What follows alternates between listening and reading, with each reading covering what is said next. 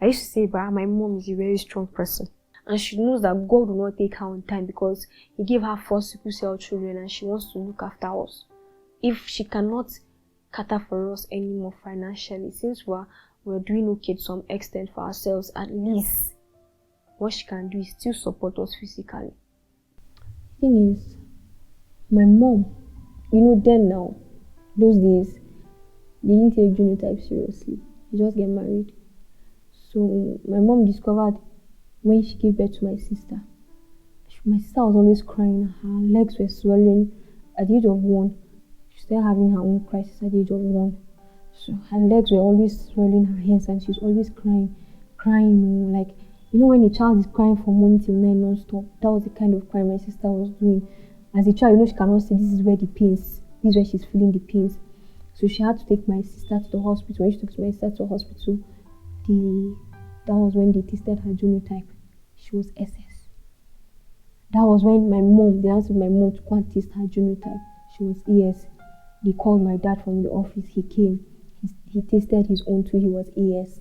That was when they realized they were both AS. At that point, they would have said, okay, let's stop giving birth. But doctors now. Doctors will tell you, you are AS, she's AS, and your first child is SS. There's every possibility that your second child will be AA or AS. So you should keep trying. At least try from 1 to 3 and try and see. It's not all your kids that will turn out to be SS. But when they gave birth to me, the same thing, they tested me SS. Before she went back to the hospital. Doctor said, still try. My mother said she doesn't want to bring any child to this world to suffer again. But doctors, then they were not even, it's not even every doctor that knows how it works. They will just know based on their own normal studies, but they don't know how it works. If you're not a sickle cell patient's doctor, like if you're not focused on sickle cell patients, you will not be able to tell how many sickle cell that person will have or not. But normally it's a 50% chance that either all your kids will be SS or some will turn out to be AS or AA if you are lucky. The impact we've had is the child gets to find out that yes, so my both parents love each other and they knew that if they give birth to me, I'll come out to be SS. When they are in pains, they used to pour all the blames on their parents' never. Because I've seen one sickle cell patient, small boy, they loved each other, they were AS, very small. When he starts, small boy, he should be around 10, 11, 12. When he starts crying and he's in attack, he's in pains. The way he talks to his mom, very rude though. Very, very rude. He will tell his mom that she's wicked, they are this, they are that. They are the one making him suffer like this. They knew he's going to turn out like this. They went ahead, they got married because he knew. For us, at the time I blamed my mom. But looking at the fact that even she's feeling bad about it, I can't keep putting blames on my mom that, okay, you still knew, you gave birth to me, and you still went ahead, give birth to 2 of my siblings. What are you thinking? At least, normally, for us who are educated, once you give birth to the first one, is SS, the second one, you will stop. Because you're already passing through with these sickle cell children, you stop. The African parents now, as usual, they tell you they want to keep trying then. Therefore, now you are supposed to stop. Now, what baffles me is, I think people are really not aware about what sickle cell patients are passing through health-wise. Forget that you need to spend money on drugs. I don't think they know the kind of pains we pass through. Because if they do, they will even make the mistake before they even enter into any relationship. When you are getting to know each other, the first question you should ask your partner is, please, what's your genotype?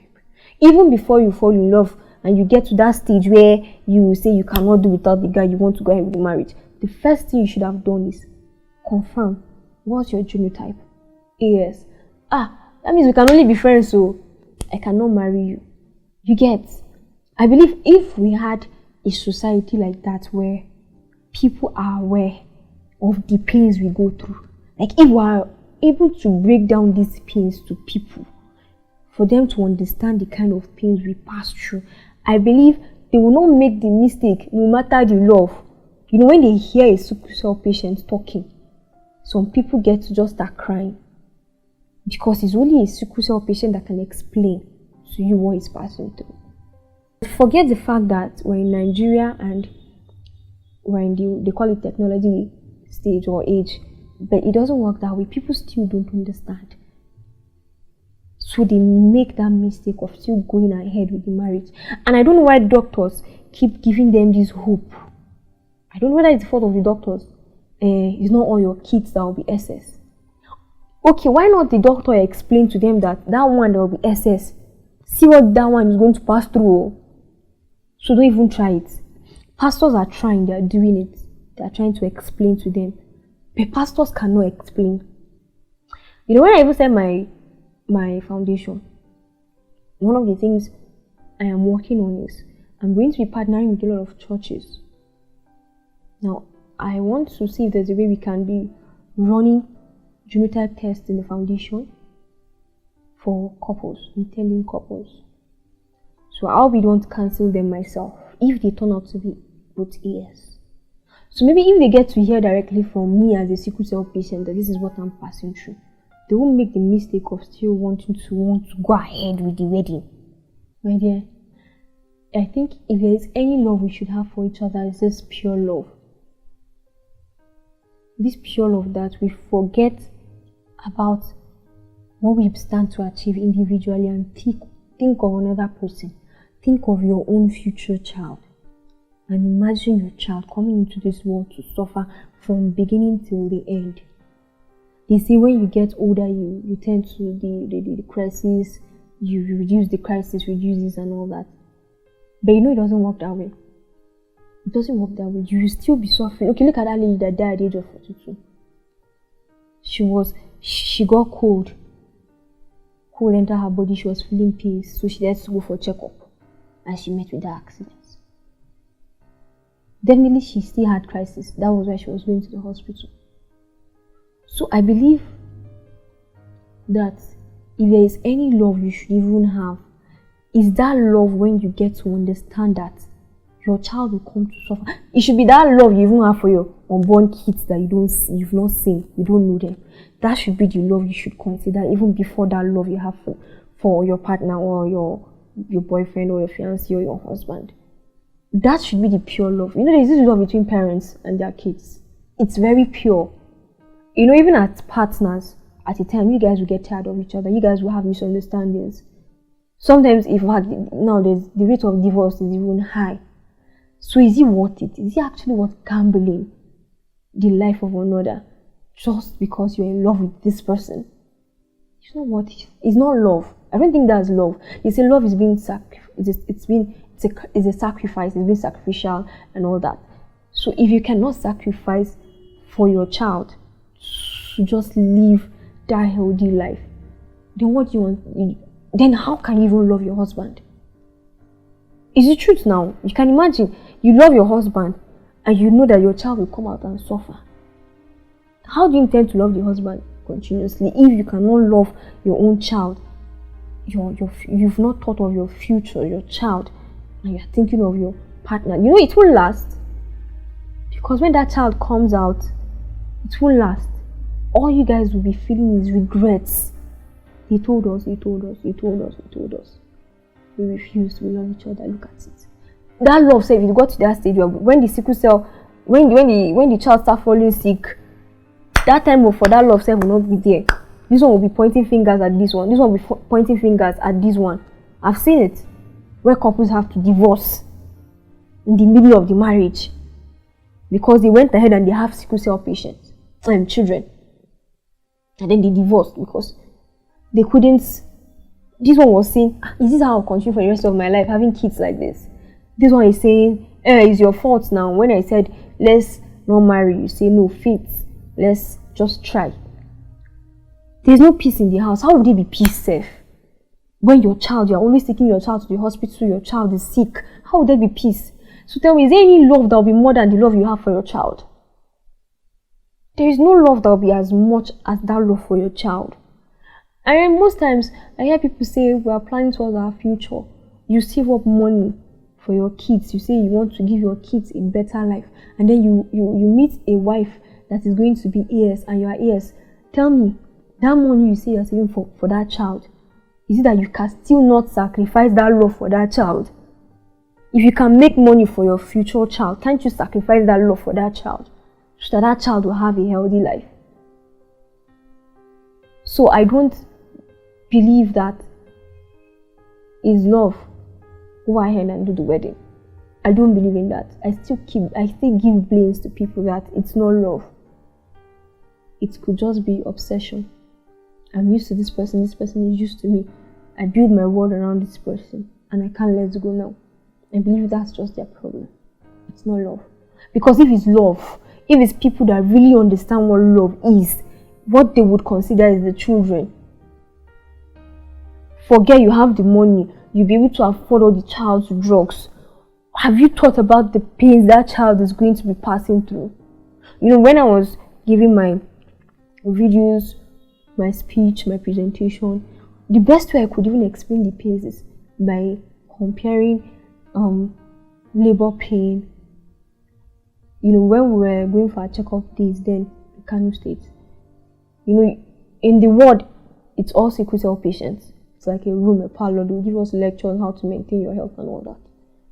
Some people will come, say they're already in crisis, they're in pains. They'll still attend the lectures in that pains. Then they'll go for checkup, they'll get drugs, and they will leave. So in that ward that day, my sister was sick. There was a woman. She came with her 2 kids, 2 healthy kids. She was sick. She was even crying. Oh, she sat near my mom. She was crying. My sister was crying too. My mom, out of anger and frustration, started hitting my sister. Keep quiet, you're embarrassing me. People are here. Stop crying. Do you know the woman got angry and hit my mom's hand, oh, and said, "Madam, do you know what this girl is passing through?" My mom said, "Is it not pain? She should hold it now. This one, she has been crying since. I'm tired. You say, is it not pain?" She now said, "Madam, I don't want to give birth to this girl." My mom said, "Yes." She said, "Okay, look at me. I'm sickle cell. See my kids." She showed my mom, "Guy, how did you know sickle cell? But me, I'm sickle cell. I've given birth. I know the pains of sickle cell. I know the pains of child labor. Now, these pains this girl is passing through is more than that child labor you went through." She said when she was even having her child labor, she was seeing the pain as this kind of small pain self. She said she don't even cry for that pain self. Labor pain, she don't cry. That she was not crying when she was in labor. Because the pain she used to feel when her crisis starts is more than that one. So she was seeing like just small pain. Like something I can just dust on my body. So she told my mom that this pain this girl is going through is more than that labor pain you went through. My mom was shocked. It's from that day my mom stopped hitting any of us when we start having crisis. Because then ignorance used to hit us. But when that woman gave my mom that explanation, my mom, since that day, no matter how we are sick, the best she would do. If I got to a stage where my dad and my mom were now crying, they would be crying, they would be telling us sorry. That was when my dad was alive. My dad too was emotional. So when we are crying, they'll be crying, they'll be telling us sorry. They will not sleep. There was one time I was sick. I was on my dad's legs. In the night, my sister was sick. She was on my mom's leg. I was crying, my sister was crying. My dad was crying, my mom was crying. They were telling us sorry. They were crying, they were apologizing to us. We were telling them not to cry, it's not their fault. At the time, I had to start cleaning my dad's tears when I saw him crying. And I told him I will not cry again, he should stop crying. I don't like him crying. So, how would somebody still want to go ahead with a marriage without considering your children? You know, I hear people saying, I'm working, I want to give my children a better life, I want to be a better person so I can give them a better life. Okay, if you feel you can afford a better life for your kids financially, so you cannot still make that sacrifice to give them good health. You know, you cannot even compare the wealth you give your kids and good health. What's wealth and good health? You have all the money in the world and you cannot cure sickle cell. You cannot cure sickle cell with all your money. You can still not cure that child. So compare it, weigh it. Why would people still make that kind of mistake? And say because it's love.